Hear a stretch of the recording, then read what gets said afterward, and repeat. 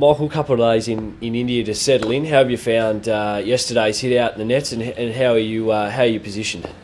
Yeah, look, really good. It's nice to be here. I think it's great to see all the boys back together. Our coach arrived this morning as well, so the whole squad's together. Boys trained really hard yesterday in pretty hot conditions as well, so a little bit worse for wear yesterday afternoon, but training again today leading up to the 3-day match tomorrow. And as far as a team for the 3-day goes, undecided at this stage, but what are you thinking around that match?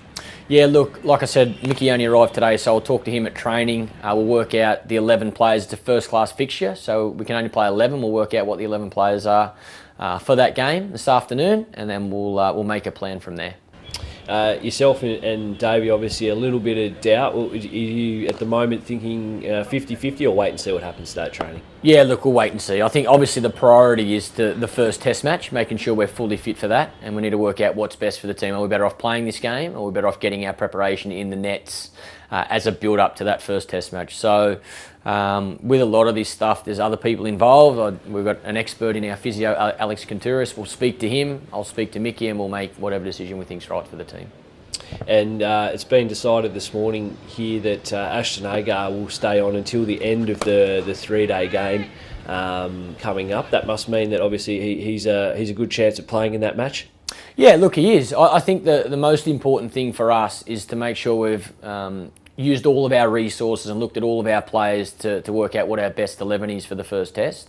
Ash bowled really well in the 2-day practice game, and I know he's pretty happy that he's been told he's staying on for this 3-day match as well. So yeah, look, there's a big chance he'll play in that game. And again, the main reason is to make sure we're looking at all of our resources to give ourselves the best chance for that first test match. A great development opportunity for him, 19-year-old, moved from Victoria to WA. It's all happened pretty quickly, but it must be great for his development. Oh, I think it's exciting. I think it's nice that he's over here at such a young age to be given the chance to tour with Australia, learn about different conditions, see the different conditions, and I know he's having a good time. So he's a great kid. It's nice to have him around. And how have you found the conditions so far, or what do you think the conditions are going to be throwing up for the 3-day? Obviously, the 2-day, the pitch spun and bounced a bit as well. Expecting similar conditions? I think the 3-day will be very similar to the 2-day practice game. Same sort of wicket, same ground. Yeah, I'm not too sure about the Chennai pitch at this stage. I seen it yesterday, but we've got such a long period now before we start the first test match.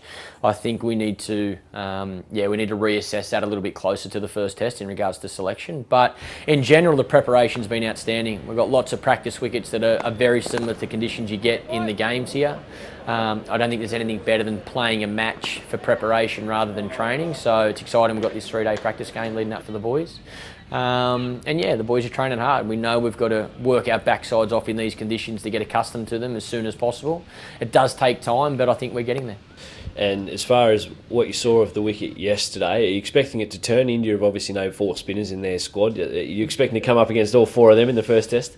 Well, it's certainly possible. As the Australian team is preparing, like all of them will play. I think it would be silly not to. I think you need to, in your own mind, be prepared against any possible bowler you're going to face. We know their squad, so we're looking at all their bowlers individually, and we'll make sure we're as well prepared as we can be. I think spin is going to play a huge part in this series, whether it's facing it or bowling it on both sides. So, you know, we're working hard bowling with our bowling of spin. We're working hard facing spin in the nets as well. So I'm confident we'll be doing everything in our power to be as well prepared as we can be. Steve Rickson talked about the fact that fast bowlers still play a big part in Indian conditions. Do you still feel that that's Australia's strength, the fact that we've got such great depth in our bowling ranks, or is it a case of potentially looking at how we can squeeze another spinner into that lineup? I think it's picking your best attack. That's what you need to work out. Looking at conditions you're playing in, opposition you're playing against. I think you got to pick your best attack. Our fast bowlers, like I've said for a long time, are very talented and have had some success over the past 12 months, which is really exciting for us. I think fast bowling will play a part in this series, there's no doubt about it. Reverse swing, ball going up and down as the wicket deteriorates will be a huge factor in this test series. But we've got to work out what our best attack is to have success and pick those guys.